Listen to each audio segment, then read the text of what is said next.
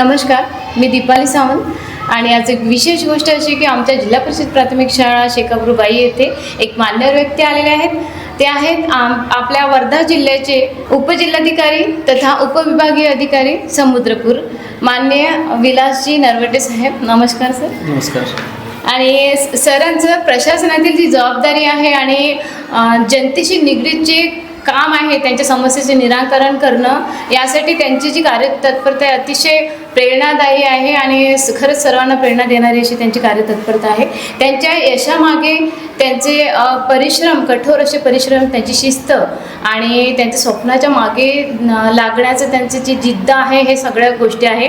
आणि विशेष गोष्ट अशी सांगायची आहे की त्यांचं MPSC स्पर्धा परीक्षेमध्ये महाराष्ट्रातून त्यांनी अव्वल स्थान प्राप्त केलेलं आहे. आणि त्यांचं असे हे जे कार्य आहे अतिशय राज्याला अभिमान वाटावा असा मान त्यांनी मिळवलेला आहे. आणि खरंच आज आपण त्यांच्या जीवन प्रवासाविषयी जाणून घेऊया. आणि चला तर आपण सुरुवात करूया. यशाच्या वाटेवरील त्यांच्या जीवन प्रवासाची माहिती आपण जाणून घेऊया. आणि सर, तुमच्याकडून खूप काही आज जाणून घेण्याची इच्छा आहे आणि मीच एक नाही पण माझ्यामार्फत इतर सर्वांनाही या गोष्टी माहिती होतील आजच्या या क्षणाला. त्यामुळे मला तुम्हाला काही प्रश्न विचारायची इच्छा आहे, तर विचारू चालेल? ओके, सुरू करूया. आणि सर, मला सर्वात प्रथम मला माहिती हवी. आता सुरुवात ही आपल्या आयुष्याची एक बालपणापासून होत असते खरं तर, म्हणून मला तुम्हाला बालपणाविषयीच विचारायचं आहे की आपला बालपण आणि शिक्षण या संदर्भात मला थोडक्यात सांगाल का? माझं बालपण आपल्या शाळेतील विद्यार्थ्यांसारखंच गेलेलं आहे. मी देखील 5वीपर्यंत जिल्हा परिषद शाळेत शिक्षण घेतलेलं आहे. म्हणजे दिनक्रम जर बघाल तुम्ही शाळेचा जिल्हा परिषदेमध्ये, तर शाळा आपली जनरली 10 वाजता भरते.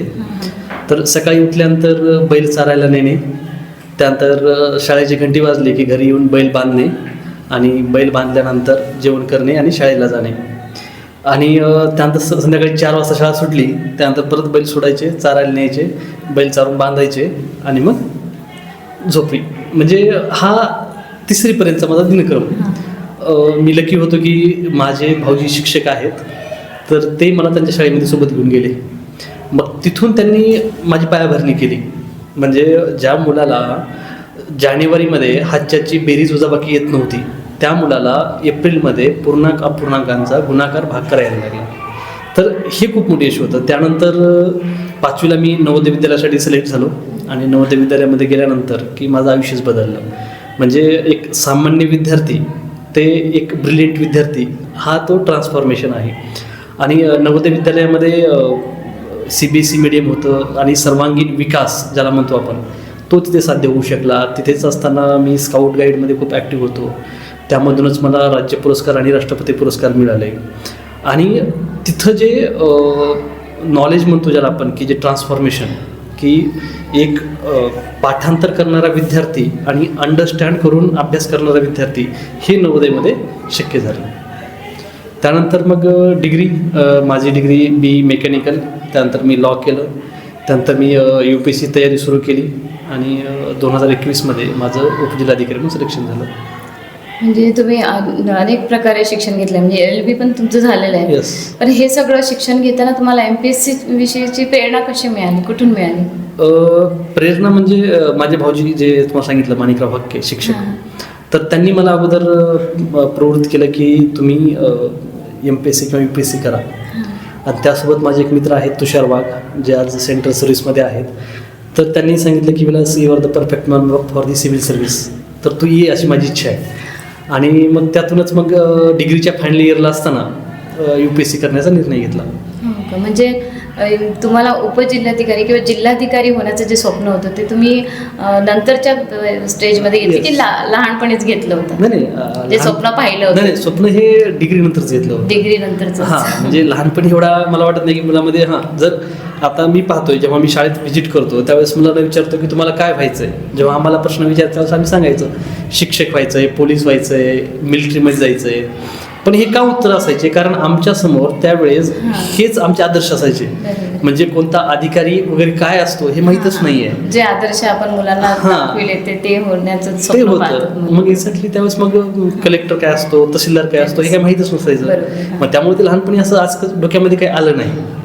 परंतु ज्यावेळेस हा निर्णय घेत होतो त्यावेळेस जेव्हा चर्चा व्हायची त्यावेळेस लक्षात आलं की आपल्या गावाला रस्ता नाही, पाण्याची सार्वजनिक पाण्याची व्यवस्था नाही, सार्वजनिक वाहतूक व्यवस्था नाही आहे. मग हे कोण करू शकतं?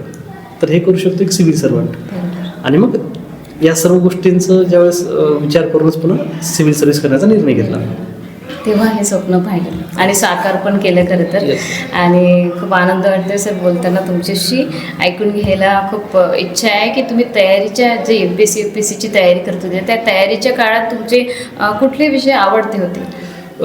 तसं तर आवडता विषय म्हणून जर अभ्यास केला तर कदाचित म्हणजे तो एक्झाम क्रॅक करण्यासाठी डिफिकल्टी होईल. हां. त्यामुळे तुम्हाला सर्वच विषयामध्ये इंटरेस्ट घ्यावा लागतो. घ्यावा. परंतु पॉलिटी जे राज्यशास्त्र म्हणतो त्यामध्ये मला खास रुची होती. आणि सिव्हिल सर्व्हिस करणाऱ्या बहुतांश मुलांना राज्यशास्त्र हा विषय आवडीचा असतो. आणि कोणत्या विषयामध्ये अडचणी जास्त अडचण वाटत होती? अडचणीचा विषय म्हणजे अर्थशास्त्र असेल हां. तर तो थोडासा डिफिकल्ट आहे, कारण तो टेक्निकल विषय असतो आणि आपल्या जे एज्युकेशनल बॅकग्राऊंड आहे त्या बॅकग्राऊंडमध्ये अर्थशास्त्राचा फारसा अभ्यास झालेला नसतो. त्यामुळे हां, तर त्यामुळे थोडं वाटतो, पण ठीक आहे. अडचणी आल्या पण सॉल्व्ह केल्या आणि Yes. यश पण मिळवलं खरं तर. Yes. आणि खरं तर तुमचं जे अनुभव ऐकल्यावर असं लक्षात येते की तुमचे अनुभव परिश्रम आणि संघर्ष याचे तुम्हाला भरपूर अनुभव आलेले आहे आयुष्यात खरं तर. तेव्हा यावर आधारित माझे पुढील काही प्रश्न असे आहे की स्पर्धा परीक्षा देताना तुम्हाला सर्वात मोठं असं आव्हान कोणतं होतं? स्पर्धा परीक्षा ज्या दिल्या तुम्ही MPSC UPSC? माझंच म्हणणं आहे तर सर्व विद्यार्थ्यांसाठी सर्वात मोठं आव्हान असतं गायडन्स अँड डायरेक्शन, म्हणजे दिशा आणि मार्गदर्शन. मग ह्या गोष्टी तुम्हाला जर मिळाल्या व्यवस्थित तर तुमचं यश खूप लवकर तुम्हाला मिळतं. परंतु जे आस्पिरंट्स आहेत त्यांचा हाच प्रॉब्लेम होतो की त्यांना एक तर गायडन्स व्यवस्थित मिळत नाही किंवा त्यांना डायरेक्शन व्यवस्थित मिळत नाही. म्हणजे काय वाचावं आणि काय वाचू नये हेच कळत नाही. आणि सुरुवातीच्या फेजमध्ये मला तेच झालं की गायडन्सही व्यवस्थित नव्हतं आणि डायरेक्शनही व्यवस्थित नव्हती. मग जेव्हा ते गायडन्स आणि डायरेक्शन हे इन सिंक झाले त्यावेळेस यश मिळालं. आणि सर ह्या तयारीचं तुमचं जे वेळापत्रक असेल ते शेड्यूल तुम्ही ठरवलेलं असेल. येस. आणि खरं तर ते मार्गदर्शक आहे आपल्या तरुण पिढीसाठी किंवा विद्यार्थ्यांसाठी. खरं तर कुठल्याही लढाईला जेव्हा आपण जात असतो, हां. परीक्षा म्हणजे लढाईच असते. लढायचं असतं. मग त्या अगोदर आपण त्याची प्रॅक्टिस इकडं करणं गरजेचं असतं. त्या स्किल्स ते नॉलेज आपल्याला घेणं गरजेचं असतं. तर लढाईसाठी जाताना म्हणजे परीक्षेसाठी जाताना तुम्हाला सुरुवातीपासूनच तुमचा सिलेबस काय हे माहिती पाहिजे, एक्झाम पॅटर्न काय हे माहिती पाहिजे. कारण जे प्रश्न येणार ते सिलेबसवरती प्रश्न येत असतात. बरं. मग त्यासाठी सिलेबस बघा, प्रश्न कशा प्रकारचे येतात हे डिसाईड करतात ते प्रिव्हियस इयर्स क्वेश्चन पेपर्स. म्हणजे मागील वर्षी जे काही प्रश्न विचारले त्याचा तुमचा सखोल अभ्यास पाहिजे. मग ज्यावेळेस तुम्हाला कळतं की अशा प्रकारचे प्रश्न येतात मग त्यानंतर मग यासाठी लागणारी बुक लिस्ट काय, की मला हे सिलेबसचे पॉईंट कोणत्या पुस्तकात वाचायचे आहेत. मग ते पुस्तकांची लिस्ट ठरवून त्या पुस्तकामध्ये नेमका काय पार्ट वाचायचा आहे हे डिसाईड केल्यानंतर तुम्ही मग ते वाचनाला सुरुवात केली पाहिजे. म्हणजे वाचन करतो तेव्हा प्लेन रिडिंग नसली पाहिजे. प्लेन रिडिंग म्हणजे काय, सुरुवात केली एंड केला तसं नाही. तुम्ही ते समजून घ्या. समजून घेतल्यानंतर ती गोष्ट तुम्हाला स्वतःच्या शब्दामध्ये व्यक्त करता आली पाहिजे. म्हणजे जोपर्यंत तुम्हाला ती गोष्ट आपल्या शब्दामध्ये व्यक्त करता येत नाही तोपर्यंत तुम्हाला ती गोष्ट समजलीच नाही असं समजावं. तर आणि त्यानंतर पुन्हा रिव्हिजन करावं, त्याच्या नोट्स काढाव्यात आणि नोट्सचं परत रिव्हिजन करावं, जेणेकरून काय होईल की तो सिलेबस तुमचा पूर्ण कव्हर होईल. आणि लक्षात ठेवा की तुम्ही परीक्षा देणार आहात, लक्षात. मग त्यामुळं तुमचा जो काही अभ्यास असेल तो परीक्षेच्या दृष्टिकोनातून असला पाहिजे. म्हणजे मी 1000 पानांचं पुस्तक खूप छान वाचलं, माझ्याकडे खूप जास्त इन्फॉर्मेशन आली, पण ती इन्फॉर्मेशन मला परीक्षेसाठी कशी कन्वर्ट करता आली येईल हे जर तुम्हाला कळत असेल तरच तुम्ही पास होणार आहात.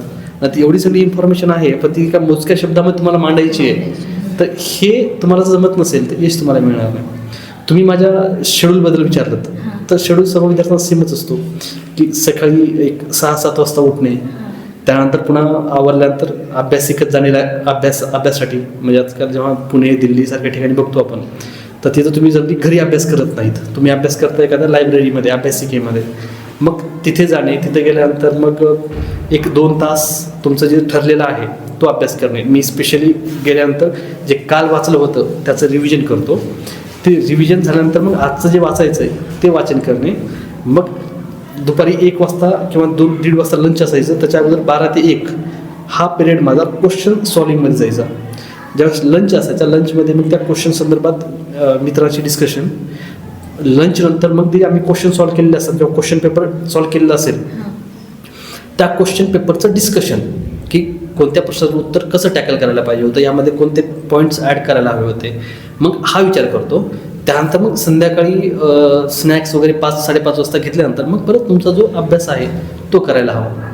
आणि मग रात्री एक 11 वाजेपर्यंत 12 वाजेपर्यंत मग परत झोपायला जाणं. आणि महत्त्वाचं म्हणजे यश मिळवण्यासाठी हे वेळापत्रक जे आहे तुमचं शेड्यूल ते म्हणजे त्यात कायम शिस्तबद्धता असणं आवश्यक असतं. खूप खूप गरजेचं आहे. कारण काय आहे की जोपर्यंत तुमच्यामध्ये ही शिस्त नसेल, तुमचा हा शेड्यूल जर तुम्ही स्ट्रिक्टली फॉलो करत नसाल तर तुम्हाला यश मिळणं खूप यश अवघड. मिळणं आता ॲक्च्युली प्रत्येकाची एक अभ्यास स्टाईल वेगळी असते. बरोबर. म्हणजे स्ट्रिक्टली त्या डिसिप्लिनला फॉलो करणारा मी विद्यार्थी नाही, आलं लक्षात. पण मी होईल तेवढं मॅक्झिमम डिसिप्लिन फॉलो केली आहे. मला अभ्यासिकेमध्ये करताना अभ्यास महत्त्वाचा वाटतोच, पण त्या अभ्यासिकेच्या बाहेर जेव्हा तुम्ही असता त्यावेळेस देखील तुमचा अभ्यास चालू असतो. म्हणजे मी आज तुमच्याशी बोलतोय तर हे बोलते वेळेस आपल्या दोघांमध्ये नॉलेज शेअरिंग झालं पाहिजे. तर ज्यावेळेस आम्ही घरून लायब्ररीला येत होतो त्यावेळेस मित्रांमध्ये आमचं डिस्कशन व्हायचं वेगवेगळ्या टॉपिक्सवरती.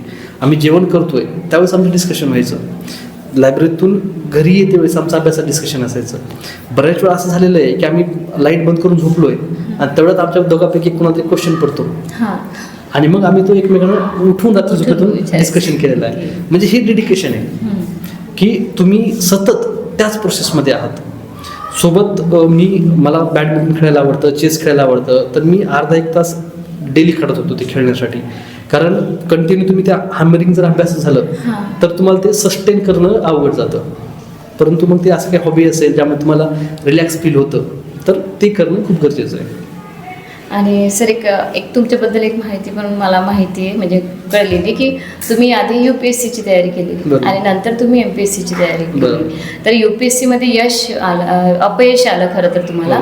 तर बरेच मुलं मी MPSC UPSCची तयारी करणारे मुलं असे पाहिले आहेत की जे अपयश आल्यानंतर पुन्हा सोडून देतात तो मार्ग. पण तुम्ही अपयश आल्यानंतर तुम्ही ते सोडलं नाही विशेष म्हणजे. तर त्याविषयी मला तुम्हाला प्रश्न विचारावा वाटतो की जेव्हा तुम्हाला अपयश आलं तेव्हा तुम्ही कसं सावरलं स्वतःला?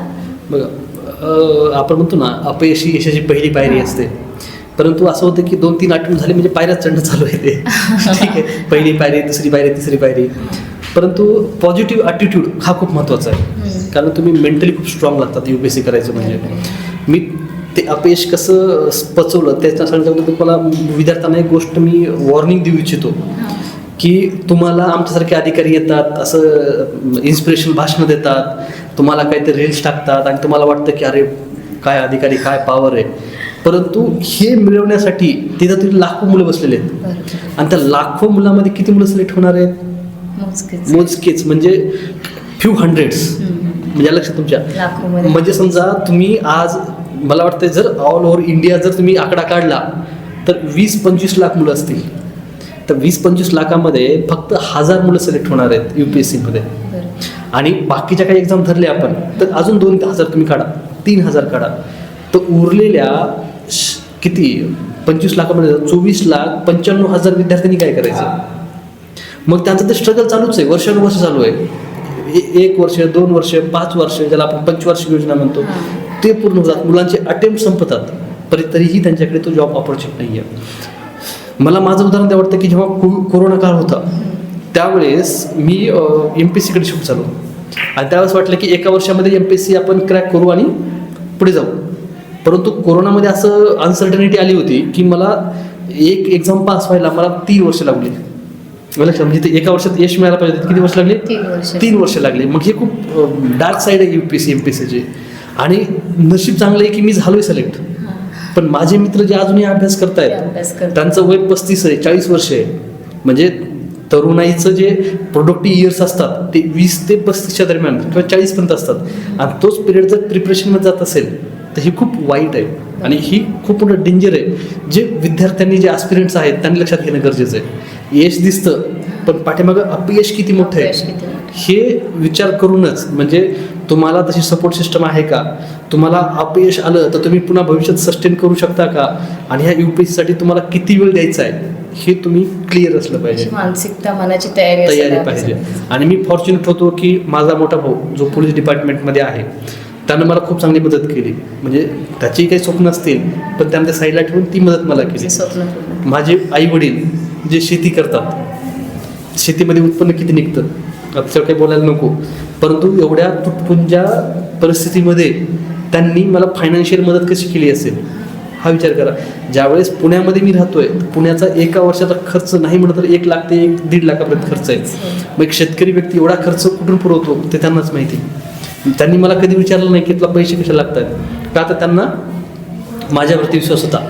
आणि जेव्हा प्रिपरेशन करत होतो त्यावेळेस मला माझ्यावरती विश्वास होता की नाही आपण यश मिळवू. मग सुरुवातीच्या पिरियडमध्ये तो अपयश आलं त्यावेळेस स्वतः कॉन्फिडन्स होता. नवोदयचं बॅकग्राऊंड आहे तर नवोदयनं आपल्याला पॉझिटिव्ह राहायला नेहमी शिकवलेलं आहे. तर त्याच्यामध्ये असं होतं की नाही आपल्याला यश मिळेल. आणि प्रिलिम्स होत होती, मेन्स होत होती, त्यामुळे असं माहिती होतं की यार हां होणार, आता अपयश आहे ना, आपण एक स्टेजचं क्रॉस केली आहे. आणि मित्रपरिवार होता जे सांगत होते की यार नाही तू करू शकतोस. मग ह्या सर्वांचा सपोर्ट ज्यावेळेस आपल्याला असतो, पॉझिटिव्ह ॲटिट्यूड असतो, त्यातून मग माणूस अपयश पचवतं आणि नव्या उमेदीनं परत सुरुवात करतं. जस्ट तोच प्रश्न मी तुम्हाला विचारणार होते की तुमचा यात पालकांचा, तुमचे पालक आणि शिक्षकांचा काय सहभाग आहे तुमच्या यशामध्ये? शिक्षक म्हणजे ज्याला आपण मला कधी कधी वाटतं माहिती आहे का की शिक्षक म्हणण्यापेक्षा त्यांना गुरु का म्हणत नाही आपण? गुरु म्हणायला पाहिजे. एक्झॅक्टली, कारण काय गुरु आणि शिष्य हीच आपली परंपरा आहे. आणि तेच नातं जर असेल ना तरच विद्यार्थ्याचा विकास होतो, असं मला स्पष्ट मत आहे माझं. ज्यावेळेस शिक्षक आणि विद्यार्थी ज्यावेळेस म्हणतो ना आपण कुठेतरी आपण प्रोफेशनल होतो. मग त्या प्रोफेशनल रिलेशनशिपमध्ये कुठं पर्सनल रिलेशनशिप येत नाही. म्हणजे मुलांना जे आपण लहान मुलं असताना प्रेमानं जे आपण शिकवायला पाहिजे ते होताना दिसत नाही. मग मला शिकवायचं आणि त्याला ते ऐकायचं आहे असं कुठेतरी वाटतं.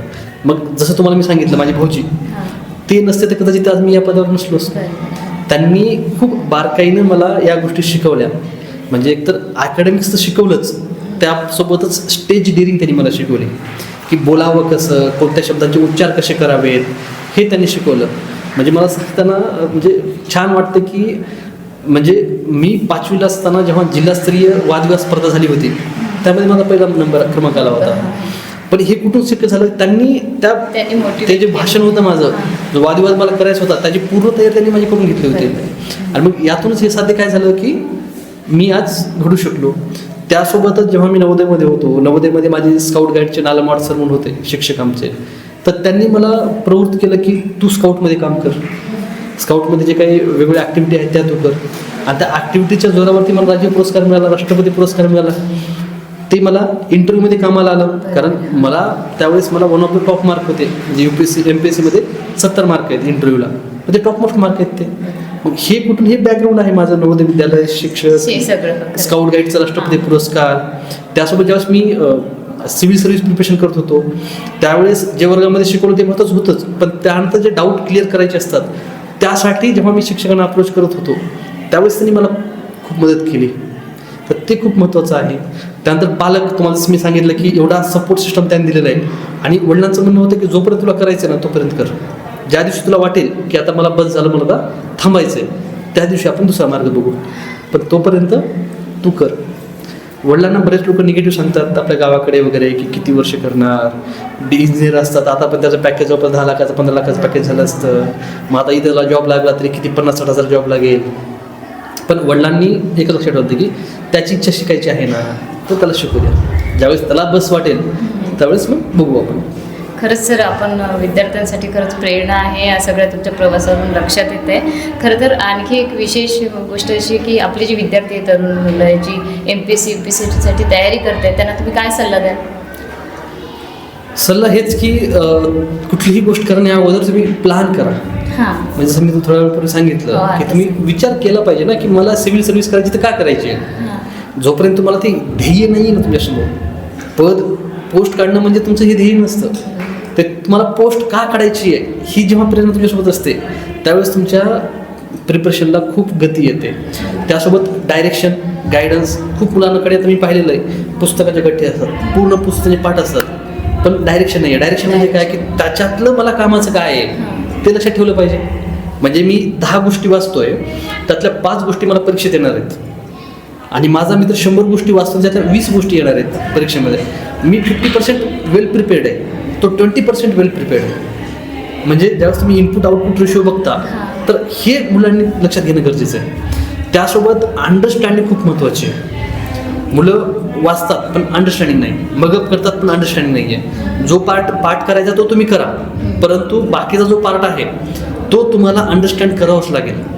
दुसरी गोष्ट, प्रिव्हियस इयर क्वेश्चन्सची प्रॅक्टिस ते खूप महत्त्वाचं आहे. कारण ती त्याच्यात तुम्हाला डायरेक्शन येणार नाही की या टॉपिकवरती काय प्रश्न येऊ शकतो, हे मला कळतं प्रिव्हियस इयर क्वेश्चन पेपरमधून.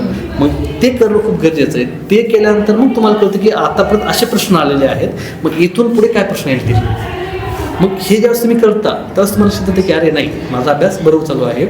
आणि जेव्हा आम्ही पेपरच्या अगोदर मित्र बसायचो, म्हणजे मधल्या रेसेसमध्ये असेल 2 पेपरच्या मध्ये किंवा पेपरला जातोय आम्ही, त्यावेळेस आम्ही डिस्कशन करायचो. तर तुम्हाला सांगतो मी की काही क्वेश्चन्स मी असे प्रिडिक्ट केले होते जे रेग्युलर अभ्यासातले नव्हते आणि ते क्वेश्चन पेपरमध्ये आले देखील. मग हे कशामुळे झालं, कारण कुठेतरी माहीत होतं ना की एक्झामिनर जेव्हा प्रश्न विचारणार आहे त्यावेळेस तो प्रश्न कसे विचारणार आहे. आता तुम्हाला एक सांगतो उदाहरण की ज्यावेळेस तुम्ही घरामध्ये असता, बऱ्याच वेळा काय होतं, तुम्ही काहीतरी एखादं वाक्य सांगता आणि तरीही पुढच्या व्यक्तीला ती गोष्ट कळून जाते. का तर तो तुम्हाला ओळखत असतो ना की अरे हे वाक्यावरून असा अर्थ निघतो. मग जेव्हा मी प्रिपरेशन करतोय, ज्यावेळेस मी प्रिव्हियस इयर क्वेश्चन पेपर्स खूप चांगल्या प्रकारे केलेले आहेत, तर त्या एक्झामिनरचा माइंडसेट मला कळतो आणि तो मला फॅमिलियर होतो. आणि मग मी प्रेडिक्ट करू शकतो की आता पण असे प्रश्न विचारलेत ना, तर पुढच्या वर्षी अशा प्रकारचे प्रश्न ते विचारू शकतात. मग हे मुलांनी करणं गरजेचं आहे. त्यासोबत तुमचा फ्रेंड सर्कल खूप महत्त्वाचा आहे. का तर म्हणजे ढवळे शेजारी पवळ्या बांधला, वाण नाही पण गुण आला असं म्हणतो आपण. मग तुमचा मित्र जर व्यसनाधीन असतील, एन्जॉय करणारे असतील किंवा अभ्यासाकडे दुर्लक्ष करणारे असतील किंवा त्यांच्यासाठी त्यांचं कर्तव्य हे दुय्यम असेल, तर त्या सर्कलमध्ये तुमचा माइंडसेट देखील तसाच होतो. पण तुमचा जर फ्रेंड सर्कल हा डेडिकेटेड असेल, अभ्यासाला धरून राहणारा असेल, एकदम जॉयबल असेल आणि रिलॅक्स असेल, जो की त्याला फक्त एक अभ्यास करायचा आहे, रिलॅक्स राहायचं आहे, तर तिथे तुम्हाला यश मिळायचं खूप जास्त चान्सेस असतात.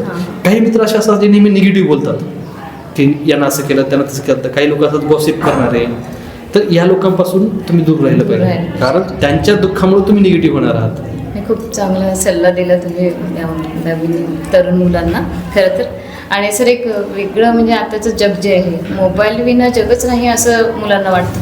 म्हणजे तरुणच मुलांना नाही तर लहान मुलांना सुद्धा, म्हणजे मोबाईलशिवाय ते जगूच शकत नाही असं काहीतरी चित्र दिसते समाजात खरं तर. आज असं मोबाईल युग बनत चाललं आहे. तर अशा वेळेस आपण मुलांना मोबाईल आणि सोशल मीडियापासून स्वतःला दूर ठेवण्यासाठी काय उपाय सुचवाल?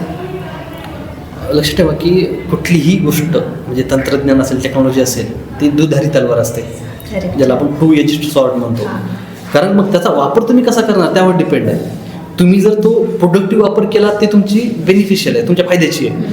पण जर त्याचा नको त्या गोष्टीसाठी वापर कराल, ज्यामध्ये तुमची टाईम आणि एनर्जी जात असेल, तर ते तुम्हाला हार्मफुल आहे. आणि मला स्पष्ट वाटतं की मुलांनी सोशल मीडिया वापरण्याची आवश्यकताच नाही.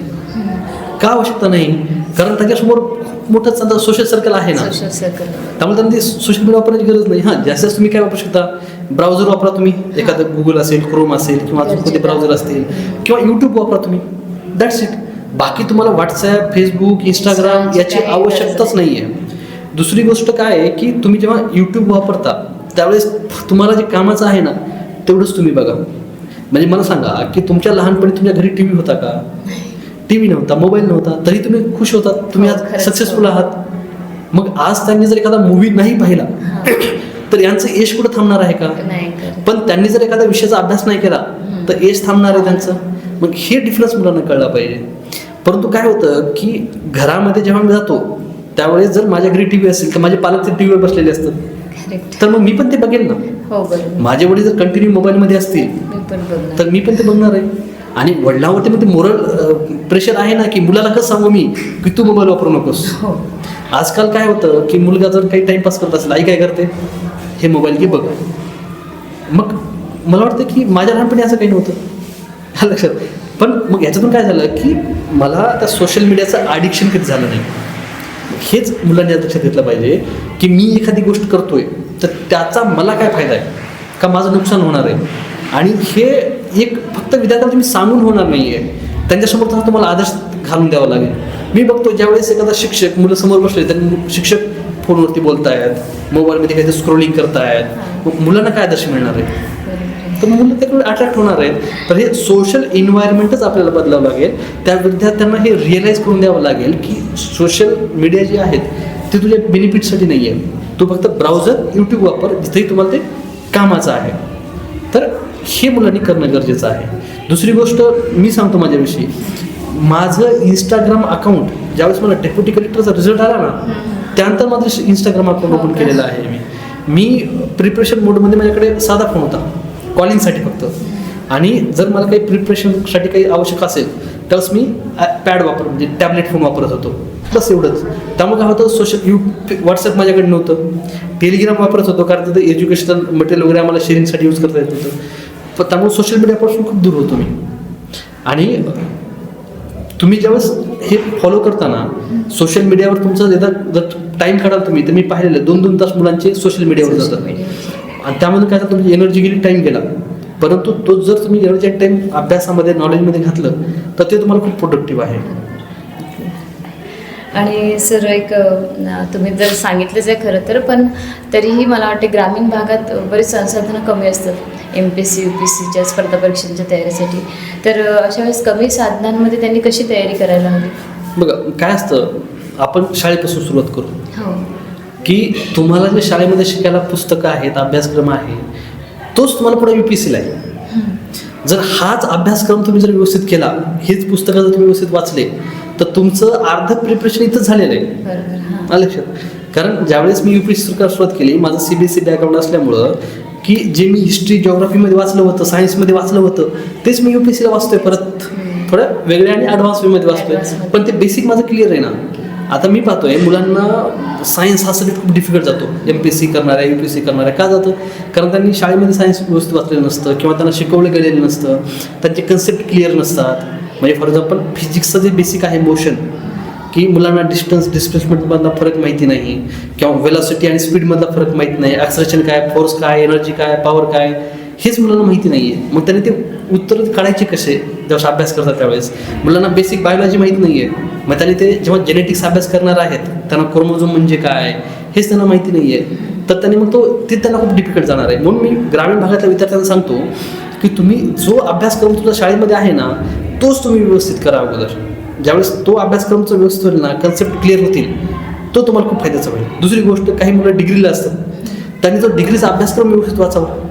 त्यासोबत तुमच्याकडे जे ऑफलाईन बुक्स आहेत ते वाचावेत, शाळेचं पुस्तक वाचत, तुमच्यावर कन्सेप्ट क्लिअर होतील. त्यावेळेस तुम्हाला काय करायचं आहे, तुमच्याकडे प्रत्येकाकडे अँड्रॉइड मोबाईल आहे, तर तुम्हाला सांगतो मी यूट्यूबला देखील भरपूर लेक्चर्स अवेलेबल आहेत त्या टॉपिकवरती. त्यासोबत तुमच्याकडे एक 1000 रुपयामध्ये, 5000, 10,000मध्ये देखील तुम्हाला UPSCच्या बॅचेस मिळतात. त्या देखील तुम्ही घरी राहून देखील त्याचा अभ्यास करू शकता. मला हे करायचं आहे हे तुमच्या लक्षात असलं पाहिजे. त्यासोबत शासनाच्या वेगवेगळ्या स्कीम्स आहेत ज्या मुलांना माहिती नाही आहेत. म्हणजे जर तुम्ही मराठा कास्टमध्ये असाल तर सारथी नावाची इन्स्टिट्यूट आहे, जिथं मुलाला एज्युकेशन प्लस रेसिडेन्शियल तुम्हाला सहाय्य मिळतं. म्हणजे स्टायफंड तुम्हाला 10,000 ते 13,000पर्यंत स्टायफंड मिळतो.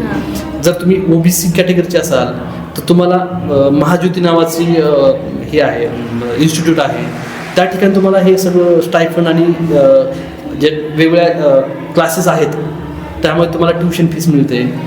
तुम्ही जर SC कास्टचे असाल तर ST कास्टवाल्यांना आपल्याकडे वेगवेगळे इन्स्टिट्यूट आहेत, तर त्या देखील तुम्हाला, म्हणजे बार्टी नावाची इन्स्टिट्यूट आहे, त्यामध्ये त्यांना हे सहाय्य मिळतं.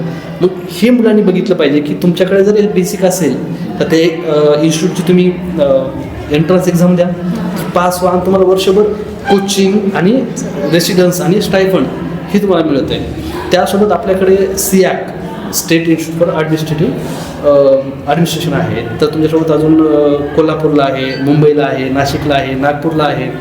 तर अशा वेगळ्या इन्स्टिट्यूटचा तुम्ही फायदा घेऊ शकता.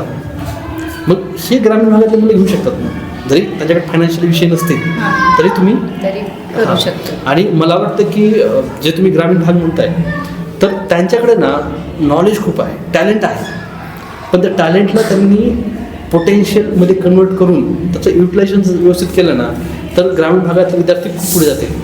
आणि मला विचार करा की आज आपण ग्रामीण भाग म्हणतो, ज्यावेळेस डॉक्टर बाबासाहेब आंबेडकर शिकले त्यांच्याकडे काय होतं? त्यांना सोशल रिकग्निशन नव्हतं, त्यांना कुठल्या शाळेमध्ये बसायला जागा नव्हती, पण तरीही ते फॉरेनला जाऊन शिकले. त्यांनी PhD केल्या, या देशाचे कायदामंत्री झाले, या देशाचं कॉन्स्टिट्यूशन त्यांनी घडवलं. म्हणजे एक एवढ्या बेसिक आणि वाईट परिस्थितीमध्ये असणारा जर व्यक्ती एवढ्या वरच्या पदापर्यंत जाऊ शकतो, तर मला वाटतं की आज आम्ही खूप ॲडव्हान्स आहोत. खरंच. आणि खरंच सर हे सगळं ऐकून म्हणजे असं छान वाटते की मुलांना यातून नक्कीच प्रेरणा मिळेल. आणि मी काही दिवसाआधी लोकमतला तुमची हेडलाईन वाचली होती, त्यात तुम्ही यश आणि तुमचं कर्तव्य याविषयी माहिती नमूद केलेली होती. तर मला नक्कीच ऐकायला आवडेल की यश म्हणजे पद मिळवणं की त्यामागे कामाविषयी काहीतरी वेगळी दृष्टी असेल, काय असेल यश म्हणजे नेमकं काय? मला वाटतं की प्रत्येक व्यक्तीला हे माहीत असावं की माझा लाईफचा पर्पज काय आहे. बरोबर आहे का? आपली हिंदू फिलॉसॉफीची किंवा इंडियन फिलॉसॉफी मोर अप्रोप्रिएट राहील. ती ना दोन गोष्टी, साध्य आणि साधन, या दोन गोष्टीवरती खूप जास्त फोकस करते. आपण सगळे साधक आहोत आणि आपल्याला काहीतरी साध्य करायचं आहे, तर ते साध्य करण्यासाठी तुम्हाला एक साधन लागतं. आणि मला वाटतं की खुर्ची जी मिळते किंवा ते अधिकारपद जे मिळतं ते साधन आहे मला जे करायचं आहे ते साध्य करण्यासाठी. तर ते महत्त्वाचं आहे. माझा अंतिम गोल काय आहे, तर ते मला साध्य करायचं आहे. साध्य करायचं म्हणजे काय, मी त्या खुर्चीची बसतोय ते माझे जे कर्तव्य आहेत ते पार पाडण्यासाठी. आणि माझे कर्तव्य ह्या नागरिकांप्रती असतात. मग त्यांच्या ज्या काही समस्या असतील किंवा त्यांच्यासाठी जे काही डेव्हलपमेंट वर्क करायचं आहे ते साध्य आहे. आणि त्यासाठी मला जी पद मिळालं ते साधन आहे.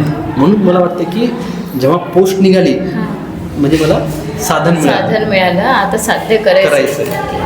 खरं तर तुम्हाला सांगते ही एवढी सगळी स्वप्न तुम्ही पूर्ण केली खरं तर. आणि तरी तुमचा प्रवास सुरूच आहे आणखी.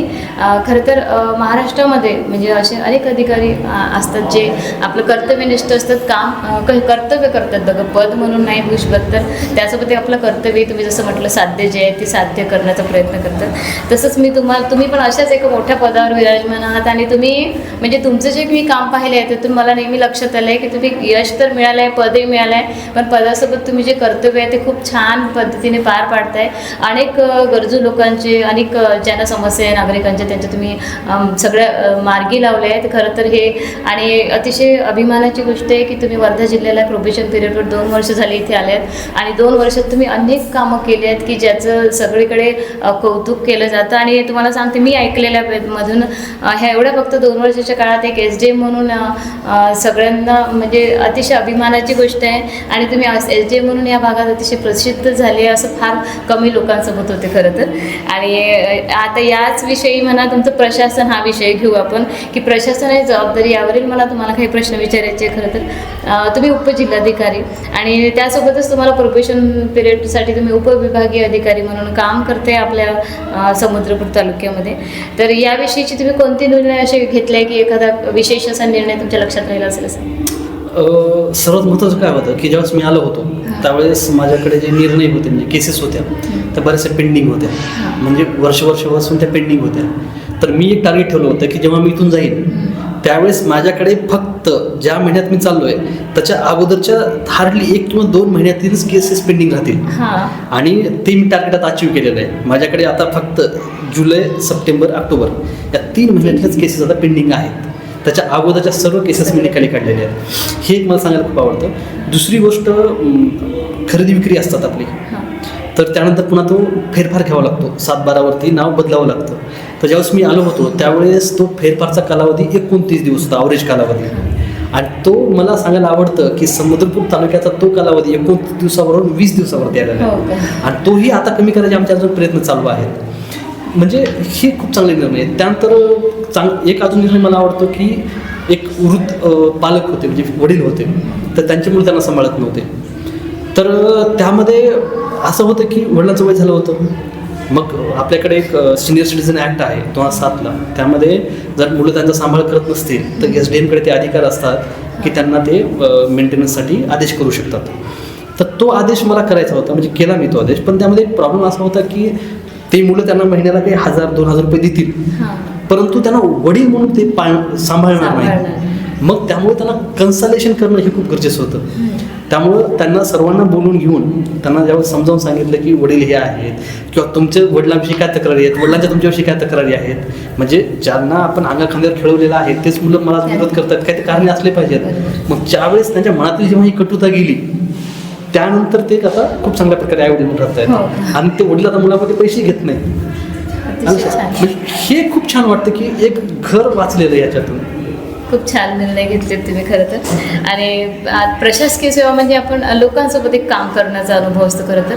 तर लोकांसोबत काम करताना तुम्हाला कोणतं कामाचं आव्हानात्मक वाटलं असं? बघा, काम आव्हानात्मक तर भरपूर कामे असतात, परंतु मला वाटतं की कामापेक्षा ना त्याच्या मागची मानसिकता जी असते ती जास्त आव्हानात्मक असते. हां. कारण आता या घडीला असं झालेलं आहे की लोक सोशल मीडियावर खूप जास्त विश्वास ठेवतात आणि प्रत्येकाला वाटते की मी जे बोलतो किंवा मला जे वाटतं तेच सत्य आहे, तेच खरं आहे.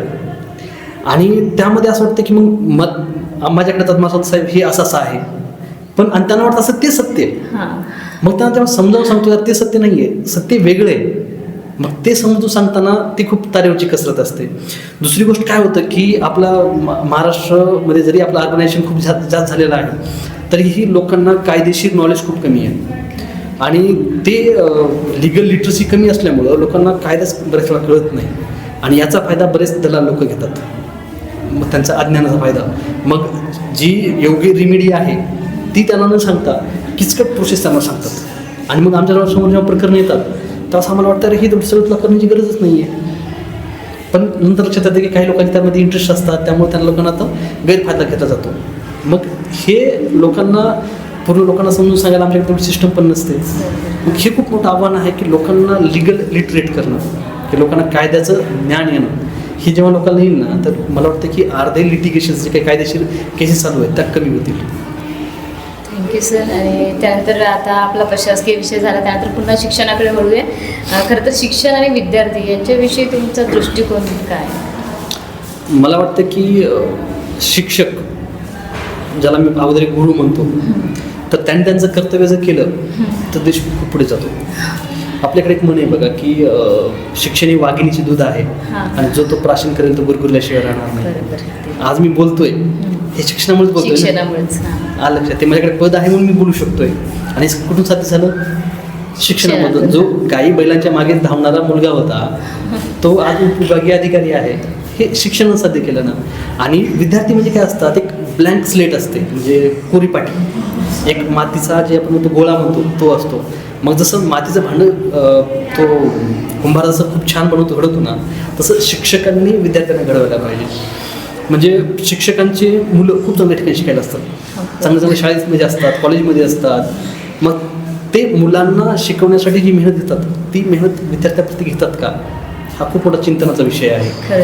आणि हे शिक्षकांनी करणं गरजेचं आहे. तुम्ही ऐकलं असेल माझ्या बोलण्यामध्ये जेव्हा मी काही शिक्षकांची माझी नावं घेतली, का त्यांची नावं घेतली असतील आज, कारण त्यांनी मला त्या लेवलला नेऊन ठेवलेलं आहे ना. मग हे शिक्षकांचं कर्तव्य आहे. आणि शिक्षकी पेशासारखा पवित्र पेशा मला दुसरा दिसत नाही, म्हणून ते खूप जास्त रिस्पॉन्सिबिलिटी शिक्षकावरती आहे. परंतु काही बातम्या चुकीच्या येतात, काही शिक्षकांच्या चुका दिसतात, त्यावेळेस खरंच वाईट वाटतं की एवढ्या पवित्र पेशाला तुम्ही एवढं चुकीच्या प्रकारे घेऊन जात आहे. परंतु त्या शिक्षकामध्ये ती ताकद असते की ते गाव बदलण्याची, ते विद्यार्थ्यांचं आयुष्य बदलण्याची. तर हे शिक्षकांनी करावं, विद्यार्थ्यांनी ते शिकावं आणि आपलं आयुष्य खूप चांगल्या प्रकारे घडवावं. अतिशय प्रेरणादायी सर. आता खरं तर आपली मुलाखत शेवटच्या टप्प्यातच आलेली आहे. तर आपला शेवटचा मला प्रेरणादायी संदेश म्हणजे मला विचारावंसं वाटतं खरं तर. आणि आपण खरंच आमच्या विनंतीला, आमच्या शाळेच्या विनंतीला मान देऊन तुम्ही इथे आलात आणि इथे उपस्थित राहिलात, त्याबद्दल मी तुमचे सर्वप्रथम मनापासून आभार मानते. आणि तुम्ही जे बोलला त्यातून लक्षात येतं की मुलांना तुम्ही म्हणताय की मोठं स्वप्न बघा, स्वप्न दाखवलं. खरं तर तुम्हाला बघून तुम्ही जसं म्हणाले की आपण ज्या व्यक्तीला बघतो त्या व्यक्तीपासून आपल्याला प्रेरणा मिळते लहान असताना, तसं आता आमचे जे चिमुकले सगळे आहेत ते तुम्हाला बघून नक्कीच प्रेरित होतील असं मला वाटतं. आणि त्यासाठीच खरं तर आम्ही हा प्रयत्न असतो, तुम्ही जे शिक्षकांकडून अपेक्षा करतात ते कदाचित आम्ही पूर्ण करण्याचा प्रयत्न करतोय की तुमच्यासारख्या अधिकाऱ्यांची मुलांची भेटी होतात आणि भेट झाल्यामुळे तुमच्याकडून ते नक्कीच प्रेरित होतील असं मला वाटतं. आणि त्यांना मोठे स्वप्न पाहण्याची त्यांना संधी आम्ही प्राप्त करून देण्याचा प्रयत्न करतो. तरी मला आणखी तुम्हाला एक थोडक्यात सांगायला लागल्यास आमच्या शाळेतील विद्यार्थ्यांना तुम्ही काय संदेश द्याल? तुम्ही शाळेतलेच म्हणून नाही, सर्व विद्यार्थ्यांना सगळ्याच विद्यार्थ्यांना की तुम्ही तुमचं कर्तव्य करा. एक छोटा इन्सिडेंट सांगतो. मी जेव्हा पुण्यामध्ये प्रिपरेशनसाठी होतो त्यावेळेस घरी काही वाद चालू होते शेजाऱ्यांसोबत वगैरे. तर घरच्यांनी मला या गोष्टी कधी सांगितल्या नाहीत की घरी काय काय प्रॉब्लेम आहेत वगैरे. पण एकदा मला बाहेरून अशी ती गोष्ट कळाली. मी वडिलांना कॉल केला आणि रागावण्याच्या सुरात बोललो की तुम्ही मला का नाही सांगितलं? वडिलांनी प्रश्न केला की तुला सांगितलं असंच तू काय केलं असतंस? विद्यार्थी म्हणून तुझं कर्तव्य तू अभ्यास कर बरोबर. आणि आम्ही आमचं कर्तव्य पार पाडतो, तू तुझं कर्तव्य कर. उद्या जर तुला यश मिळालं तर हे सगळं भांडण वगैरे, तंटे, गरिबी वगैरे सगळं सगळं नाही. संपलेलं असेल. म्हणून मला वाटतं की विद्यार्थीच नाही तर सर्वांनी आपलं आपापलं कर्तव्य फॉलो करावं. जर प्रत्येकानं कर्तव्य आपलं पालन केलं तर खूप एक रामराज्य जे म्हणतो ना आपण, सुराज्य जे म्हणतो आपण, ते नक्कीच येईल. आणि विद्यार्थ्यांनी देखील त्यांचं कर्तव्य आहे अभ्यास करणं, ते त्यांनी करावं. स्वतःचा सर्वांगीण विकास करावा त्यांनी, म्हणजे रादर दॅन मग ज्याला काय म्हणतो आपण पाठांतर करतो त्याच्याऐवजी गोष्टी समजून घ्याव्यात. ज्या ठिकाणी पाठांतर करायची करा, पण ज्या ठिकाणी समजून घ्यायचं आहे ते समजून घ्या, कन्सेप्ट क्लिअर करून घ्या. आणि क्वेश्चन सॉल्व करणं असेल आणि त्यातून मॅक्झिमम क्वेश्चन जर तुम्ही प्रॅक्टिस केले तर तो विद्यार्थ्याला खूप जास्त फायदा होईल. Thank you sir. आता खरं तर पुन्हा विचारायचं वाटतं की यश मिळवण्यासाठी कोणत्या कोणत्या तरी 3 गोष्टी मुलांना तुम्ही सांगाव्यात, कोणत्या लक्षात ठेवायला हव्या मुलांनी? सर्वात महत्त्वाचं आहे मुलांनी केलं पाहिजे की वाचन केलं पाहिजे. आणि वाचन केल्यानंतर त्याचं रिव्हिजन केलं पाहिजे. आणि रिव्हिजन कर्तव्य असं असलं पाहिजे की ते त्यांना दुसऱ्यांना ते एक्सप्लेन करता आलं पाहिजे. आणि तिसरी गोष्ट म्हणजे की मुलांनी यश मिळवायचं आहे तर अभ्याससोबत कुठला तरी एखादी हॉबी, जे म्हणतो आपण स्पोर्ट्स असेल, काही असेल ज्यामध्ये त्यांना रिफ्रेशमेंट मिळते, ते तर असेल. हे त्यांनी करावं. Thank you sir. आणि खरं तर आपण इथे आलात आणि आमच्या विद्यार्थ्यांसमोर आपण आपला जो प्रेरणादायी तुमचा जीवन प्रवास आहे त्यातले अनुभव शेअर केले.